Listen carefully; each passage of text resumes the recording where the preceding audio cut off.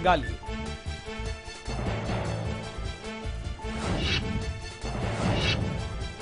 सरकार ने एफडीआई के नियमों को बनाया आसान। खनन, रक्षा, ब्रॉडकास्टिंग समेत 15 क्षेत्रों में एफडीआई के नियमों को बनाया आसान। डिफेंस सेक्टर और रीजनल एयर सर्विस में 49% एफडीआई को मिली मंजूरी। कई क्षेत्रों में 100% एफडीआई। टीपू सुल्तान की जयंती पर कर्नाटक के मेदिकारी में हिंसा, वीएचपी के कार्यकर्ता की मौत, 3 घायल। आरएसएस ने टीपू सुल्तान को बताया सबसे असहिष्णु राजा। पूर्व सैनिकों ने लौटाया सम्मान, ओआरओपी पर रक्षा मंत्री के बयान से नाराज। पर्रिकर ने कहा सारी मांगे मानना संभव नहीं, विरोध लोकतांत्रिक अधिकार है।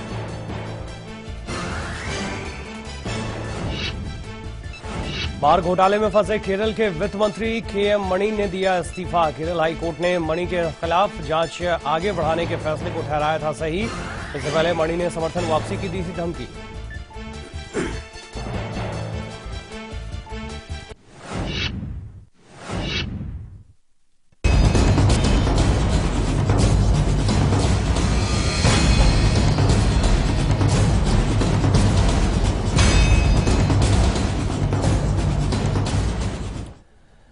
स्वागत है आपका इस खास पेशकश में। मैं निशांत प्रतिहस्त हूं। बिहार विधानसभा चुनाव में बीजेपी की करारी हार पर पार्टी के वरिष्ठ नेताओं लालकृष्ण आडवाणी, मुरली मनोहर जोशी और यशवंत सिन्हा के साथ साथ शांता कुमार ने साझा बयान जारी कर कहा है कि पार्टी ने दिल्ली से कोई सबक नहीं सीखा।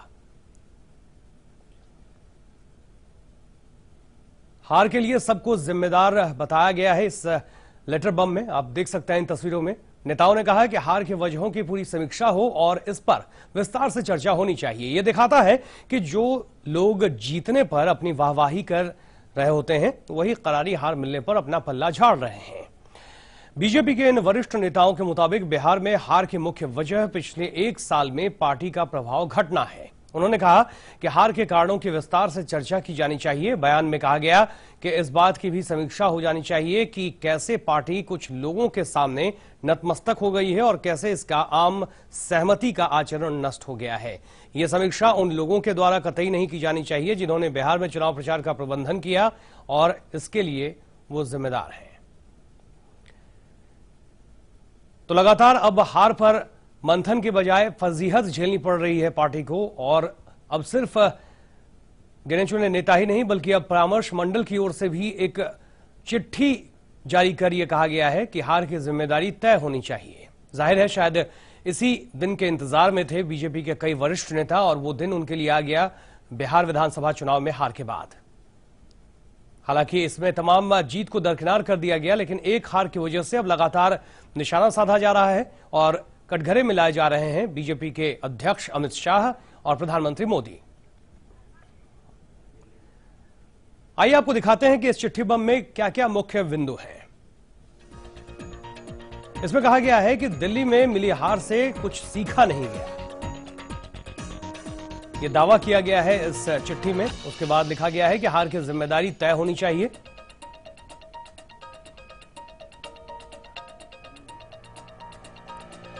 हमारे साथ कांग्रेस नेता राशिद अल्वी साहब जुड़ गए हैं। बहुत बहुत स्वागत है राशिद अल्वी साहब।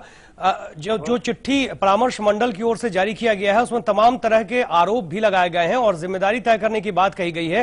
हालांकि ये अंदरूनी मामला हो सकता है उनका, लेकिन आपकी क्या प्रतिक्रिया है? देखिए, जैसे कि आपने कहा ये उनका अंदरूनी मामला है, लेकिन मार्गदर्शक मंडल तो प्रधानमंत्री ने अपने आप ही बनाया था। हाँ। और मार्गदर्शक मंडल का मतलब ही ये है कि जब पार्टी भटक जाए, उसे रास्ता नजर ना आए, जानबूझ के गलत हरकत ही करे, तो ये जिम्मेदारी मार्गदर्शक मंडल की है कि वो उन्हें सही रास्ता दिखाए। लेकिन आपको ख्याल होगा कि जब फॉरेन मिनिस्टर का मुद्दा उठा था तब भी आडवाणी जी ने कहा था कि देखो, मुझ पे जब उंगलियां उठी थी तो मैंने इस्तीफा दे दिया था, पार्लियामेंट नहीं लड़ा था जब तक क्लीन चिट ना मिली। लेकिन उनका कहना किसी ने नहीं माना। आज एक बार फिर बिहार के चुनाव के बाद उन्होंने रास्ता दिखाने की कोशिश की है और ये वो लोग हैं जिन्होंने भारतीय जनता पार्टी को भारतीय जनता पार्टी बनाया है। जी। ये बेशक उनका अंदरूनी मामला है, लेकिन हमें पूरा यकीन है कि नरेंद्र मोदी जी उनका कोई कहना नहीं मानेंगे। लेकिन मैं ये भी कहूंगा, आज तो आडवाणी जी और मुरली मनोहर जोशी जी बोल रहे हैं, भारतीय जनता पार्टी के अंदर इतना डिससेटिस्फैक्शन है कि भविष्य के अंदर दूसरे लोग भी अपनी जबान खोलना शुरू कर देंगे। राशिद साहब, लेकिन ये जो चिट्ठी है ये गोपनीय तरीके से परामर्श मंडल की ओर से जारी किया जा सकता था, इसे मीडिया में लाने के क्या मायने निकाले जा सकते हैं? देखिए, इस सवाल का जवाब तो वही लोग देंगे जी। लेकिन मीडिया को चिट्ठी देने का मतलब ही ये है कि उन्हें भी ये यकीन है कि प्रधानमंत्री और उनकी मंडली उनका कहना नहीं मानने वाली, इसलिए उन्होंने इनडायरेक्टली दबाव बनाने की कोशिश की होगी ताकि पूरे देश को पता चल जाए कि वो शम्मा लिए खड़े हैं, ये रोशनी का रास्ता ये है, लेकिन इसके बावजूद वो अंधेरों में ही घूमना चाहते हैं, रोशनी की तरफ नहीं आना चाहते। मैं तो सिर्फ आपके माध्यम से इतना कहूंगा कि मुझे लगता है कि बीजेपी की सरकार की उल्टी गिनती शुरू हो गई है। राशिद वली साहब, आपको इसमें कुछ हड़बड़ाहट नजर नहीं आती? जैसा लग रहा है जैसे किसी ताक में बैठे थे। नहीं, मैं अब इस सवाल का जवाब भी वो खुद देंगे, लेकिन वो सारे दुखी लोग हैं। हाँ। मार्गदर्शक मंडल बना के आप भूल गए उनको। 1.5 साल हो गया, एक बार आपने मीटिंग नहीं बुलाई। मैंने, आपको याद होगा, मैंने कहा था जब मार्गदर्शक मंडल बनाया था कि ये मार्गदर्शक मंडल नहीं है, ये मूंग दर्शक मंडल है। होठों को सिए रहिए, आंखों से देखते रहिए और कुछ कहने और करने की जरूरत नहीं है। तो आज मजबूर हो गए वो लोग, इसलिए उन्होंने ये किया है। तो क्या ये जोड़ी अब सबक लेगी इस चिट्ठी से? नहीं, मुझे नहीं लगता है कि वो सबक लेंगे। जो लोग विकास की बात करते थे, काले पैसे की बात करते थे, महंगाई की बात करते थे, आज वो बात कर रहे हैं, गौमांस की बात कर रहे हैं, आज वो लव जिहाद की बात कर रहे हैं, आज वो देश को तोड़ने की बात कर रहे हैं। आपको मालूम है कि वो लंदन जाने वाले हैं और इंग्लैंड की पार्लियामेंट पे मोटा मोटा लिखा है, not welcome Narendra Modi in England. ये वहां की पार्लियामेंट किसने लिखा है ये तो मुझे नहीं मालूम, हमारी एम्बेसी को मालूम होगा, लेकिन वहां मोटा मोटा लिख दिया गया है, not welcome Narendra Modi in England. ये नौबत आ गई है, कभी नहीं हुआ ऐसा। लेकिन उनसे बात करेंगे तो वो कहेंगे दुनिया में उनका नाम हो रहा है, इज्जत बढ़ रही है। लेकिन जो लोग दिल से देश को प्यार करते हैं, कब तक खामोश बैठे रहेंगे? उन्हें बोलना ही होगा। तो ये मानते हैं राशिद साहब की दिन-ब-दिन लोकप्रियता घटती जा रही है प्रधानमंत्री की, आप ये कहना चाह रहे हैं? अब बिल्कुल घटती। देखिए दिल्ली के अंदर क्या हालत हुई है। मैंने तब भी कहा था कि दिल्ली के चुनाव से इन्हें सबक लेना चाहिए। आज बिहार के अंदर एक बार फिर बिहार के लोगों ने सबक सिखाया है। आपने जानबूझ के वहां हालात खराब करने की कोशिश की। प्रधानमंत्री जैसे हैसियत का आदमी इस स्तर पर उतर आए कि वहां जाके कहे कि नीतीश कुमार 5% मुसलमानों का रिजर्वेशन करना चाहते हैं। क्या मुसलमान इस देश के नहीं है? क्या वो देश से बाहर के हैं? और फिर कहा कि 2015 में लोकसभा में बयान दिया था। अरे मोदी जी, 2015 के बाद तो आप ही ने हाथ मिला लिया था नीतीश कुमार के साथ, आपकी सरकार रही। ये सुनने के बाद भी आपने हाथ मिलाया, सरकार चलाई, और आज 10 साल के बाद कह रहे हैं कि मुसलमानों का ये रिजर्वेशन करना चाहते हैं। तो बहुत अदब से कहूंगा जी, देश के लोग बेवकूफ नहीं हैं, वो सियासतदानों से ज्यादा अक्लमंद हैं, वो सारी बातें समझते हैं। अगर बीजेपी का अध्यक्ष कहेगा कि हमारी हार पे पाकिस्तान में पटाखे छूटेंगे, तो एक एक आदमी जानता है कि भारतीय जनता पार्टी के अध्यक्ष क्या कहना चाहते हैं। बहुत बहुत शुक्रिया राशिद अलवी साहब, हमसे बातचीत करने के लिए बहुत बहुत शुक्रिया आपका। तो बिहार चुनाव में मिली हार के बाद प्रधानमंत्री मोदी और अमित शाह के पर लगातार निशाने हो रहे हैं और अमित शाह के खिलाफ बीजेपी के अंदर ही आवाज उठ रही है।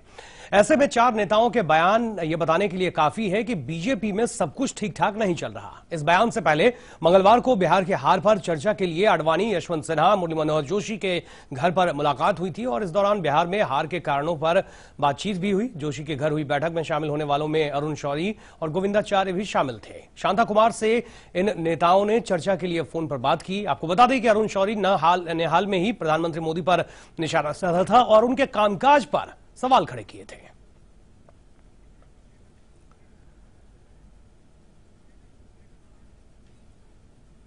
आइए आपको दिखाते हैं कि आखिर चिट्ठी में परामर्श मंडल की ओर से क्या लिखा गया है और किन बातों का आरोप लगाया गया है।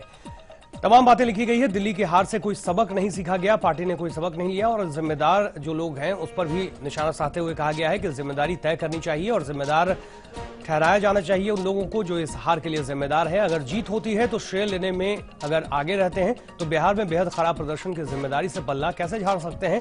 ये तमाम तरह की बातें लिखी गई है। हार की सबसे बड़ी वजह रही पिछले 1 साल में पार्टी को चलाने का तरीका। पार्टी की हार और पार्टी को चलाए जाने के तरीकों का एक विस्तृत विश्लेषण किया जाना चाहिए, ये परामर्श मंडल की ओर से कहा गया है।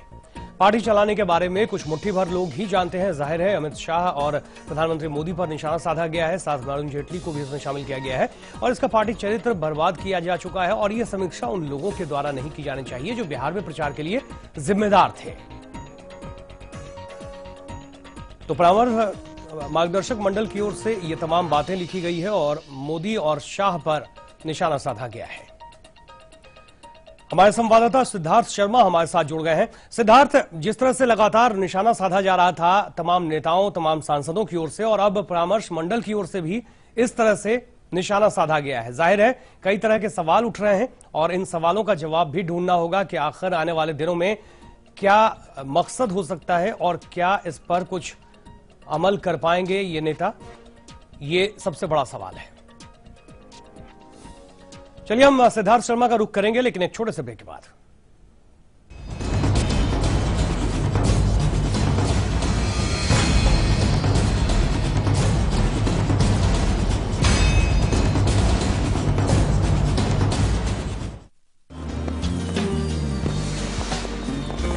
सभी भाई और बहनों को लाइव इंडिया, मी मराठी और समुद्र जीवन परिवार की तरफ से दिवाली की शुभकामनाएं।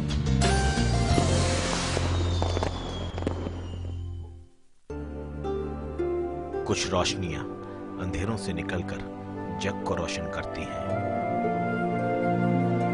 आइए इस दिवाली कुछ ऐसे ही अंधेरों को रोशन करें। इस बार दिवाली कुछ अलग।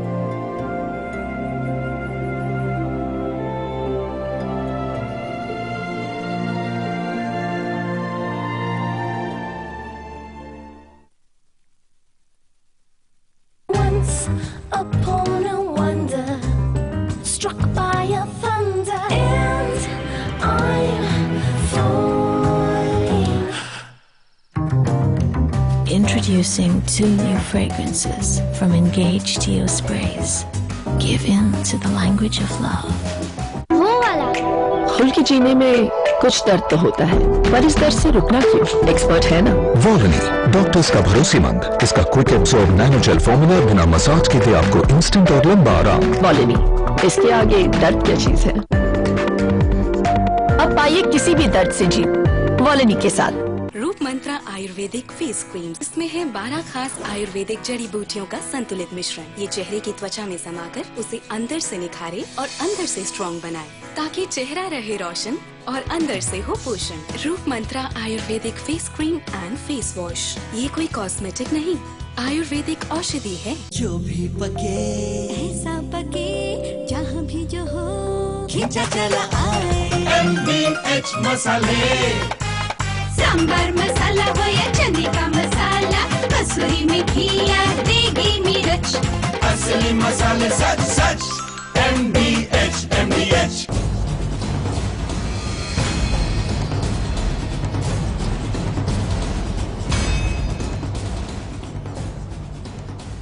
इस बयान के बाद बागी नेताओं ने बगावत के सुर और तेज कर दिए तो विरोधियों ने इस पर तीखा हमला भी किया। पार्टी के इस अवनति के लिए पीड़ित हैं, ये हमारी सारी बातों का जो प्रश्न हमने उठाए, इन तमाम वरिष्ठ नेताओं ने भी उसी प्रश्न को उठाया है और एक तरह से हमारे बयान को ही उन्होंने आशीर्वाद दिया है, उन्होंने उसकी शुभकामना की है। और इस दीपावली की रात्रि में, दीपावली के एक दिन पहले, ये बयान आत्मा के दीप को जलाने जैसा है।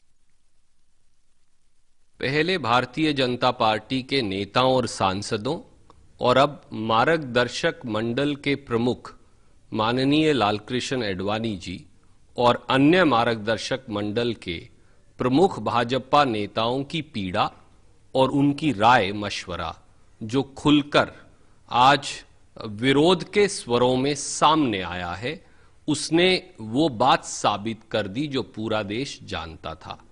आज पूरा देश एक ऐसी व्यक्तिवादी पर्सनैलिटी कल्ट के अंदर घिर गया है जहां एक व्यक्ति 125 करोड़ लोगों से बड़ा हो गया है।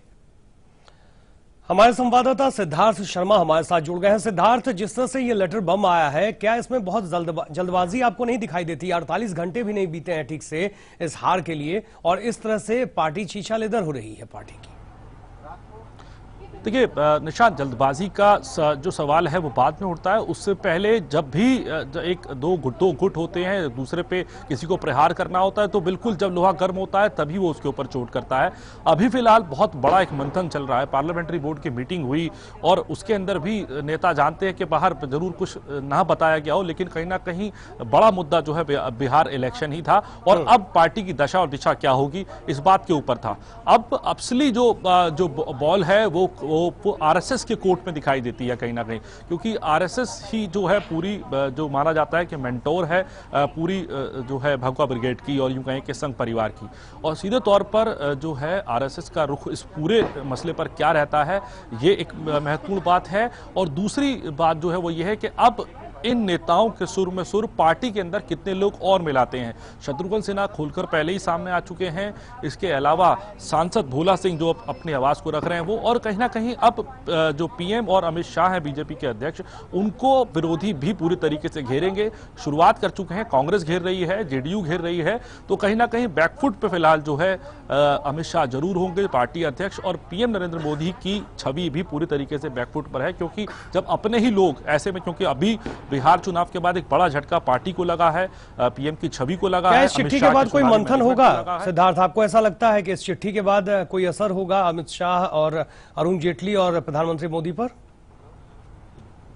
देखिए, असर की बात बिल्कुल उनको पहले ही इस बात का अंदाजा था। बिहार चुनाव के चौथे चरण के बाद से लगातार जब शत्रुघ्न सिन्हा और बाकी लोग जो आवाज उठा रहे थे, उसके अंदर आरके सिंह बीजेपी के सांसद हैं, तभी कहीं ना कहीं ये बात साबित हो चुकी थी कि बीजेपी जैसे ही परिणाम आते हैं और बीजेपी के मुफीद नहीं रहते, सीधे तौर पर ये दोनों निशाने पर आने वाले हैं, क्योंकि पूरा चुनाव जो है अमित शाह ही देख रहे थे। लगातार वो बिहार के अंदर थे, कई महीने तक बिहार के अंदर ही रहे, पूरे चुनाव को नजदीकी से टिकट बांटने से लेके कैंपेन तक सब पीएम नरेंद्र मोदी और अमित शाह की ही स्ट्रेटजी थी। सीधे तौर पर निशाने पे उनको आना ही था। लेकिन असल जो अब जो हमारी सूझबूझ कहती है कि असल जो अब इसमें मध्यस्थता कह लीजिए या अगला पड़ाव कह लीजिए, वो आरएसएस के पास ही रहने वाला है।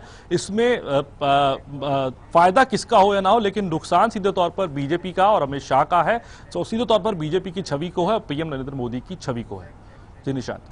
बिल्कुल सिद्धार्थ, और सबसे बड़ा सवाल भी यही है कि इस पर भी समीक्षा की जानी चाहिए कि आखिर ये लोग जिस तरह से आगे बोल रहे हैं, क्या इसमें पार्टी के अनुशासन को नुकसान नहीं पहुंच रहा? इन तमाम पहलुओं पर जरूर चर्चा होगी। लेकिन पी चिदम्बरम ने भी निशाना साधा है और अभिषेक मनु सिंघवी ने भी ट्विटर के जरिए बयान दिया है। उन बयान को जरा आपको दिखाते हैं। पहले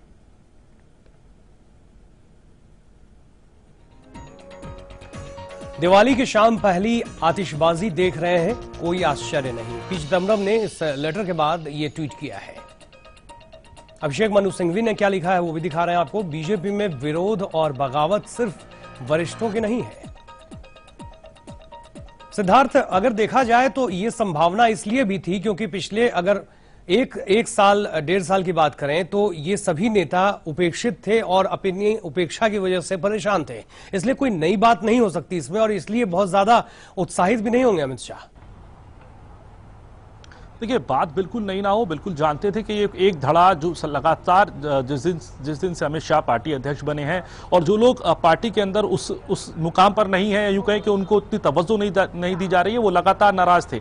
लेकिन ऐसे में जब इस वक्त बीजेपी को मुंह की खानी पड़ी है बिहार चुनाव में, कहीं ना कहीं पार्टी बैकफुट पर है, तो ऐसे में इस तरीके का प्रहार जो है कहीं ना कहीं पार्टी को नुकसान पहुंचा सकता है और विरोधियों को एक बड़ा मौका मिला है। इसी के चलते जो कांग्रेस के नेता हों, जेडीयू के नेता हों, वो लगातार घिर रहे हैं और सबसे ज्यादा जो इस वक्त यूं कहें कि फजीयत हो रही है वो पार्टी की हो रही है।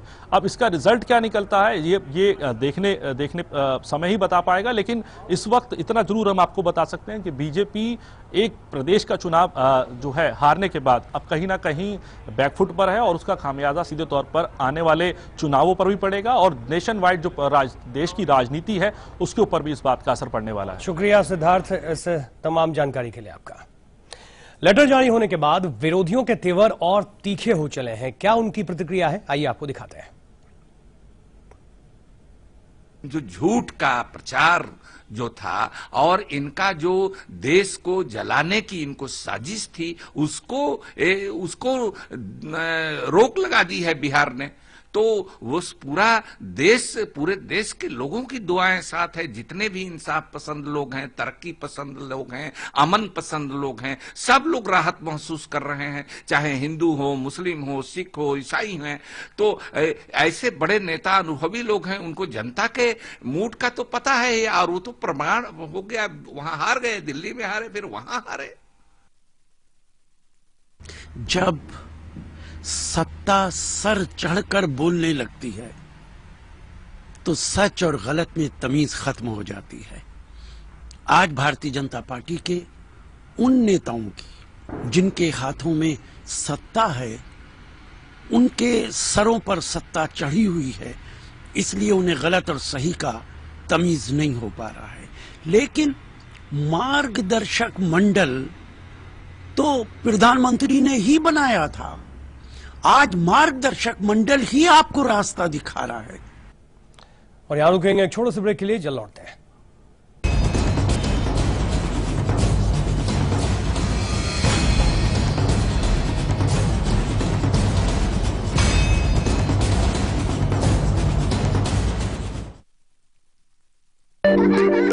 खुशियां मनाने में कुछ दर्द होता है, पर इस दर्द से रुकना क्यों? एक्सपर्ट है ना। वॉलोनी डॉक्टर्स का भरोसेमंद, इसका quick absorb nano gel formula बिना मसाज के दे आपको इंस्टेंट और लंबा आराम। वॉलोनी, इसके आगे दर्द क्या चीज है।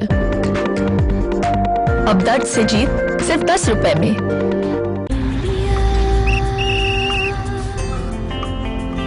असली इंडिया, यही तो है असली इंडिया। मसाले सच MDH यही असली इंडिया। कैसा हो हमारा घर, जो घर से बढ़कर हो, सुकून और खुशी के साथ एक पहचान हो। Presidency infra Heights Yamuna expressway पर लेकर आए हैं एक premium project, presidency Heights, 100% FDI project adjacent to F1 Budh International Circuit. Construction is in full swing. Presidency Infra Heights. More life, more style. हमारे इंडियन वैल्यूज कितने स्वीट होते हैं ना। देखिए, किसी को भी डिस्टर्ब करना बिल्कुल पसंद नहीं। So sweet.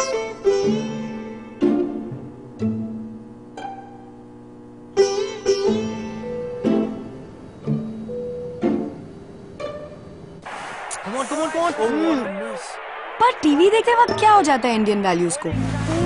अब नहीं होगा, क्योंकि वीडियोकॉन D2H है हेडफोन्स के साथ। किसी को डिस्टर्ब मत करो और इंडियन वैल्यूज को मेंटेन रखो। Videocon D2H for Indian values.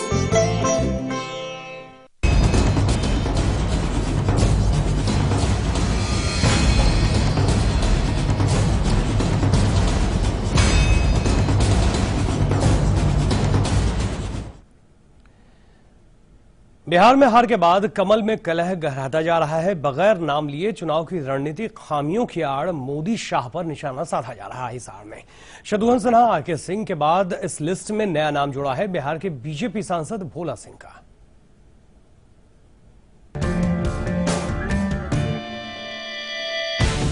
गंभीर मुद्रा बनाकर बैठे ये है भोला सिंह, जो बेगूसराय से बीजेपी सांसद हैं। बिहार में बीजेपी की करारी हार के बाद ये परेशान हैं और नाराज भी।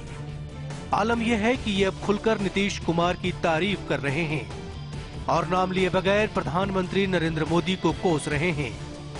भोला सिंह ने निशाना बनाया है मोदी के बड़बोलेपन और भाषा शैली को और कटघरे में खड़ा किया है एक प्रधानमंत्री की मर्यादा को। पहले आप ये सुनिए कि बीजेपी सांसद भोला सिंह ने नीतीश कुमार की शान में क्या कसीदे काढ़े। बिहार को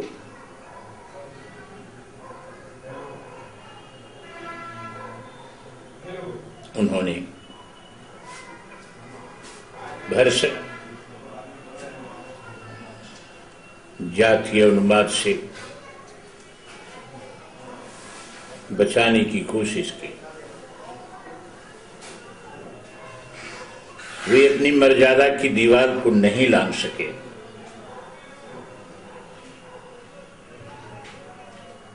वो मर्यादा में बंधे रहे। भोला सिंह की छवि एक ऐसे साफ सुथरे और ईमानदार राजनेता की है जो साहित्यकार का दिल रखते हैं और गंभीर राजनीति में विश्वास रखते हैं। इन्होंने सीधे तौर पर मोदी और अमित शाह की उस भाषा शैली पर सवाल खड़ा किया है जो चुनाव प्रचार के दौरान इन लोगों ने इस्तेमाल की थी। भोला सिंह साफ तौर पर कह रहे हैं कि प्रधानमंत्री के साथ हर किसी ने चुनाव में मर्यादा ताक पर रख दी। और बाकी जितने प्रधानमंत्री से लेकर नीचे तक जितने लोग थे वे मर्यादा विहीन होकर हिंदुस्तान की राजनीति के क्षितिज पर छाए रहे।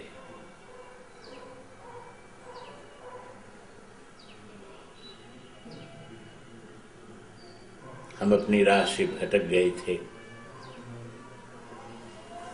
और जब राह से भटक गए थे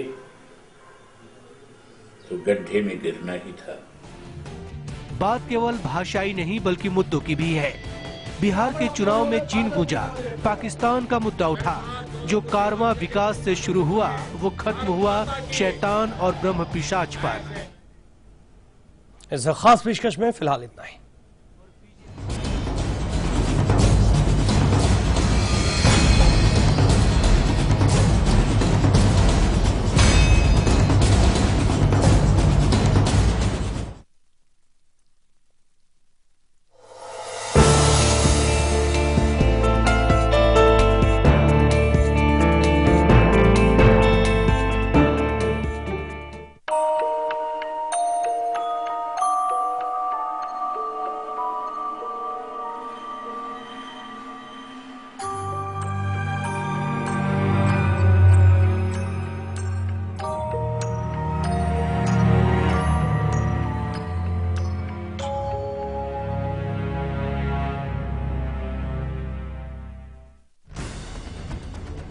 खबरों के ताने बाने से दिन भर की चुनी हुई 50 खबरें, हर वो खबर जो सीधे जुड़ी है आपसे।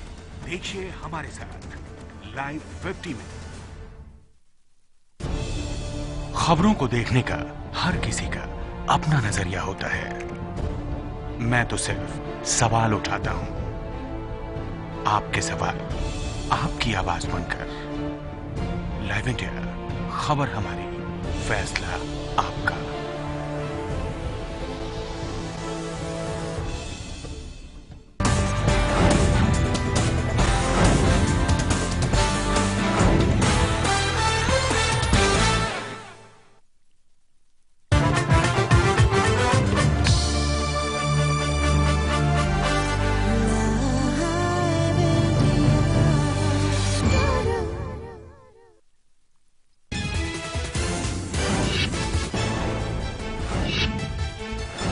बिहार में हार पर बीजेपी के मार्गदर्शक मंडल का बड़ा हमला।